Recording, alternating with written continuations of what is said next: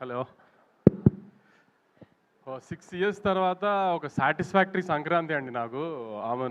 అంటే last year కూడా చాలా పెద్ద హిట్, కానీ అనుకున్నంత సాటిస్ఫాక్షన్ లేదు డిస్ట్రిబ్యూటర్ సైడ్ నుంచి కానీ వీటి నుంచి కానీ. కొంచెం 100% ఒక సాటిస్ఫాక్షన్ ఉంటుంది కదా సినిమా హిట్ అయితే.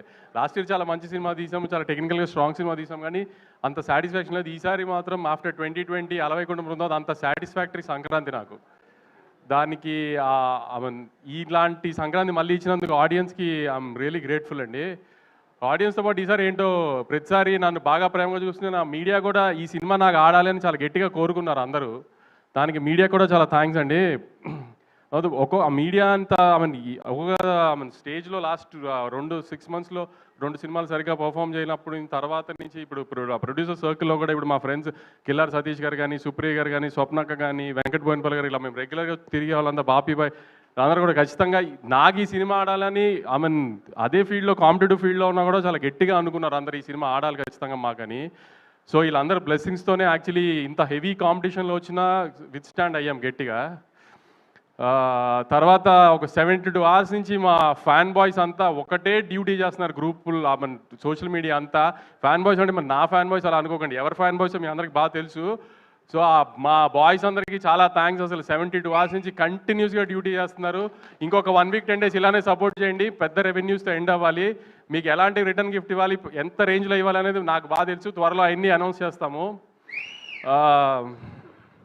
తర్వాత మా డిస్ట్రిబ్యూటర్లు ఇప్పుడు రాజాసాబ్ లాగా మనశంకర్ వరప్రసాద్ గారు, చిరంజీవి గారు అలాంటి పెద్ద సినిమాలు వస్తున్నా కూడా, శిరీష్ అన్న అయినా, వైజాగ్ వీరనాయుడు గారు అయినా, భాస్కర్ రెడ్డి అని, నెల్లూరు భాస్కర్ రెడ్డి గారు, వెంకట్, కృష్ణా జిల్లా డిస్ట్రిబ్యూటర్స్ కానీ, ఓవర్సీస్లో సంజయ్ కానీ, అందరూ 2 పెద్ద సినిమాలు వస్తున్నా కూడా, నేను ఒక మిడ్ రేంజ్ సినిమాతో వస్తున్నా కూడా స్ట్రాంగ్గా థియేటర్స్ ఆ పెద్ద సినిమాలతో పాటు ఈక్వల్గా హోల్డ్ చేసి నాకు బాగా సపోర్ట్ చేసి నన్ను నమ్మి మిడ్ రేంజ్ సినిమాతో వస్తున్నా కూడా రాయలసీమలో ఇప్పుడు కుమార్ కానీ, శివ కానీ, వరదారెడ్డి కానీ, సురేష్ అని అన్ని చోట్ల స్ట్రాంగ్ థియేటర్స్తో హోల్డ్ చేసి మననే కొంచెం మంచి రెవెన్యూలు కనబడుతున్నాయండి 2 daysలోనే. ఇప్పుడు మా హీరో కానీ, చిన్మయ్ కానీ, హీరోయిన్ అంతా ఎక్సైట్ అయిపోతున్నారు 41 crores గ్రాస్ అని. అదంతా మా డిస్ట్రిబ్యూటర్లు మిడ్ రేంజ్ సినిమాను కూడా అంత గట్టిగా నన్ను నవీని నమ్మి అన్ని థియేటర్స్ హోల్డ్ చేశారు. దానికి చాలా థ్యాంక్స్ అండి డిస్ట్రిబ్యూటర్స్ అందరికీ. సారీ, నేను యాక్చువల్లీ సంక్రాంతికి సినిమా వేసి కొట్టాలనేది ఒక నాకు ఈగో. ఎందుకంటే ప్రతి ప్రొడ్యూసర్కి ముందు సంక్రాంతికి సినిమా పడి హిట్ అవ్వాలి, దానికి డిస్ట్రిబ్యూటర్ కమిషన్ వస్తే అది పెద్ద హిట్ అయితే అది ఒక చిన్న ఈగో సాటిస్ఫాక్షన్ కదా. సో అది మధ్యలో 2 సార్లు మిస్ఫైర్ అయినా ఈసారి దాన్ని 100% లేకపోతే 1000% సాటిస్ఫై చేసిన దానికి నాకు పూర్తిగా సపోర్ట్ చేసిన నవీన్కి వెరీ థ్యాంక్ఫుల్ యాక్చువల్లీ. ఎందుకంటే ఎప్పుడు సినిమా వచ్చి పోవటము, హిట్ అవ్వడం అని ఒక, కానీ సంక్రాంతి టైంలో వచ్చిన సినిమా ఇప్పుడు ఆడడం అనేది కొంచెం ఈగో ఫ్యాక్టర్ అయిపోతుంది ఎవరికైనా, ప్రొడ్యూసర్కైనా, డైరెక్టర్కైనా, హీరోకైనా అందరికి. ఎందుకంటే సంవత్సరం అంతా అది గుర్తుండదు సంక్రాంతికి వచ్చిన సినిమా అన్నట్టు లెక్కలో.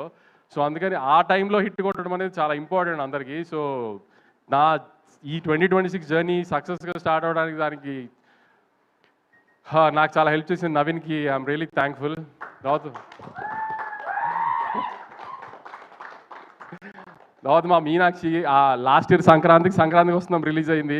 దాని తర్వాత నుంచి ఈ సినిమాలో పెట్టినప్పటి నుంచి నవీన్ తన మూడు ప్రకారం ఆన్ అండ్ ఆఫ్లో షూటింగ్ చేస్తాడు. నువ్వు ఏ సినిమా ఒప్పుకోవద్దు, ఎందుకంటే సడన్గా డేట్లు అడిగితే మళ్ళీ ఇబ్బంది అవుతుంది అని ఆపితాన్ని పాపం ఏం సినిమా చేయనివ్వకుండా ఖచ్చితంగా సంక్రాంతికి హిట్ ఇస్తాము, నువ్వు టెన్షన్ పడకు, నువ్వేం సినిమా రిలీజ్ లేదని టెన్షన్ పడకని. నువ్వు నాకు 1 year అంతా రిలీజ్ లేదు, ఇది రిలీజ్ తినేసేది బుర్ర నన్ను వెంకిని. కానీ అలానే ముందు ఈ సినిమాని అదే 12th 13 చెప్పాను, అమ్మ తల్లి నీకోసం సినిమా లేకపోతే మా బుర్ర తినేస్తావు, సంవత్సరం అంతా రిలీజ్ లేదు ఇది అది అని. Now you happy no. తర్వాత చిన్మయ్ మారి డైరెక్షన్ దగ్గర ఎక్కువ ఫీల్డ్లో ఉండేవాడు, కానీ క్రియేటివ్ స్పేస్లో సీనుల దగ్గర ఇదంతా చిన్మయ్తో డిస్కస్ చేసేవాళ్ళు. ఏమైనా డౌట్ ఉన్నా ఏదైనా నవీన్తో పెట్టుకుంటే ఏదైనా డిస్కషన్ మొదలు పెడితే ఒక చిన్న బిట్ గురించి 2-3 గంటలు మాట్లాడతాడు. అంత ఓపిక ఉండేది కదా నాకు ఫోన్ పట్టుకుని మాట్లాడడానికి. అందుకని చిన్మయ్తో డిస్కస్ చేయాలి. చిన్మయ్ అని చిన్న డౌట్లు ఉన్నా చిన్మయ్కి చెప్పి ఇది ఎడిటింగ్ కానీ లేకపోతే సీన్లో ఇది యాడ్ చేయడం కానీ ఇదే అని. Chinmay was very supportive last 1 year నుంచి. ఎందుకంటే నాకేం డౌట్ ఉన్నా తనకి చెప్పేవాడిని ఫస్ట్. సో ఆ సెన్స్లో ఆల్మోస్ట్ నాకు తను డైరెక్టర్ సినిమాకి. మారి ఎక్కువ ఫీల్డ్లో ఉండేవాడు, ఫీల్డ్లో పెద్ద నేను వెళ్ళి వాళ్ళని అడిగేదే ఉండదు కాబట్టి హ్యాబిట్ రూమ్లో ఉన్నప్పుడు ఎక్కువ డౌట్లు తను అడిగేవాడిని. సో తను కూడా అసలు నేను అదే చెప్పాను, ఈ సినిమా హిట్ అయితే నేనే లాంచ్ చేస్తాను సినిమా, నేను డైరెక్టర్ కానీ. తర్వాత నేను ప్రీ రిలీజ్ ఇంటర్వ్యూలో మన గ్రేడాంధ్రమూర్తి గారికి ఒక ఇంటర్వ్యూ ఇచ్చినప్పుడు నేను చెప్పాను, నేను లాస్ట్ 2 సినిమాలు సరిగ్గా ఆడలేదు కాబట్టి ఈ సినిమా నేను రిస్క్ తీసుకోదలుచుకోలేదు, అందుకే త్రివిక్రమ్ గారిని ముందే ఇన్వాల్వ్ చేసి సినిమా చూపించాను. త్రివిక్రమ్ గారు చాలా కాన్ఫిడెంట్గా సినిమా బాగుందని చెప్పారు. ఇది అంటే అవునా త్రివిక్రమ్ గారు స్టాంప్ పడిపోయిందా అని ఆయన స్టైల్లో ఏదో కాంట్రవర్సీ లాగడానికి ట్రై చేశారు. త్రివిక్రమ్ గారు సినిమా చూశారు బాగుంది అని చెప్పారని నేను చెప్పిన తర్వాత త్రివిక్రమ్ గారు స్టాంప్ వేస్తే ఎలాంటి రిజల్ట్ ఉంటుందో చూశారు కదా ఇప్పుడు. సో ఆ మూర్తి గారు దాన్ని అడిగింది సెన్స్ వేరే సెన్స్లో అడిగారు లేక నేను అంత కాన్ఫిడెంట్గా చెప్పాను. అందుకే త్రివిక్రమ్ గారు చూసింది చిన్న మేము అనుకున్నాయని చూసి త్రివిక్రమ్ గారికి ఖచ్చితంగా ప్రాబ్లం ఏం లేదు అనుకున్నాము అని చెప్పింది. అందుకే త్రివిక్రమ్ గారు స్టాంప్ వేస్తే నాకు అంత ధైర్యం సినిమా మీద. ఇదంతా జరిగిన తర్వాత కూడా యాక్చువల్లీ నేను ఫేస్ మాట్లాడేస్తాను కాన్ఫిడెంట్గా ఇది ధైర్యంగా ఏదైనా ఓపెన్ ఎన్ని ఉన్నా కూడా 12th 13th మాత్రం చాలా భయపడ్డాను నేను. ఎందుకంటే ఎప్పుడు 2 బ్యాక్ టు బ్యాక్ ఫెయిల్యూర్స్ చూడలేదు వచ్చిన 10 yearsలో. సో 12th 13th మాత్రం నిజంగా నాకైతే అసలు మనిషిలా లేను. అసలు అంత స్ట్రెస్లో ఉన్నా. నన్ను అంత స్ట్రెస్లో చూసి మా బాబాయ్ భయపడిపోయారు. అసలు ఏంటి ఎందుకు ఇంత స్ట్రెస్ పడతాం, సినిమా హిట్ ఫ్లాప్ ఏమైంది, ఇది కాకపోతే ఇంకోటి దానికంత ఎందుకు అంత అని. కానీ అసలు దాంట్లో మాత్రం మా బాబాయ్ ఆ 2-3 రోజులు నాతోనే నేను ఇష్టం వచ్చినట్టు ధైర్యంగా మాడతాం ఇది అంటారు కదా, వెనకాల ఆయన ఉన్నారనే ధైర్యంగా మాడతాయి ఏమన్నా అయినా ఆయన ఉన్నారో చూసుకుంటారు అని. సో మీరు అందరూ అనుకుంటారు ఏదో సినిమా రిజల్ట్ హిట్ ఫ్లాప్, కానీ కొంతమందికి మాత్రం అది కొంచెం గట్టిగా తగులుతుంది హిట్ ఫ్లాప్లు. అలాంటి దానికే కొంచెం ఎక్కువ స్ట్రెస్ అవుతాం.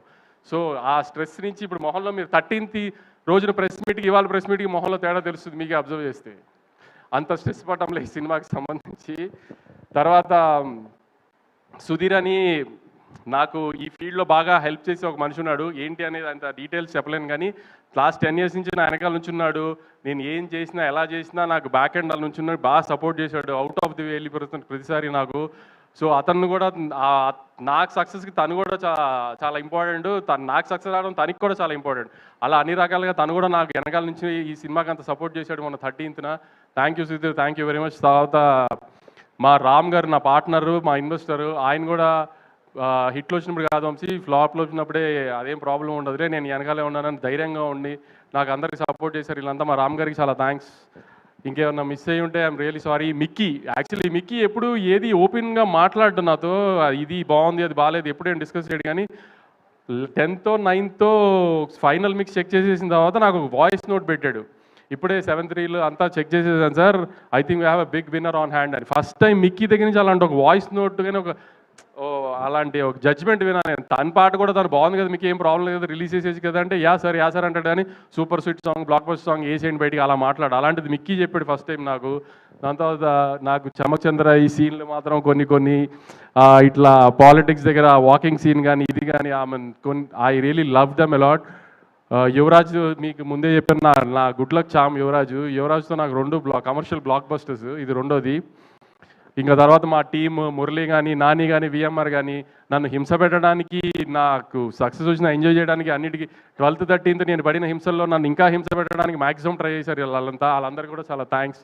ఇంకా సందీప్కి, వేణుగోపాల్కి, వంశీకాకాకి వీళ్ళందరూ బ్యాక్ ఎండ్ నుండి 5 సినిమాలు వస్తున్నప్పుడు సినిమాని జనాల్లోకి తీసుకెళ్ళి ప్రమోట్ చేయడం కూడా చాలా కష్టం.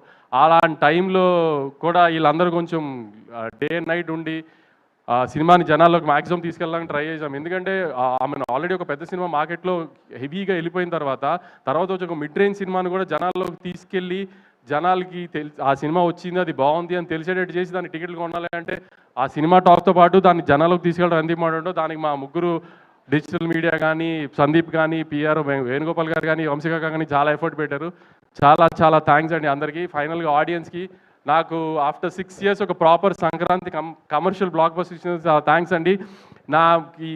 ఈ సపోర్ట్ అంతా ఇలానే ఉంచి నెక్స్ట్ 2 weeks కూడా సినిమా చూసి మంచి లాంగ్ రన్ ఇచ్చి ఇంకా పెద్ద హిట్ చేయాలని కోరుకుంటున్నాను. థ్యాంక్స్ అండి. Thank you so much Vamsi garu. మీరు ఎప్పుడు ఇలానే మాట్లాడాలని కోరుకుంటున్నాను అనమాట. సో ఇంతే ఆనందంగా ఉండాలని మనస్ఫూర్తిగా కోరుకుంటున్నాం. అండ్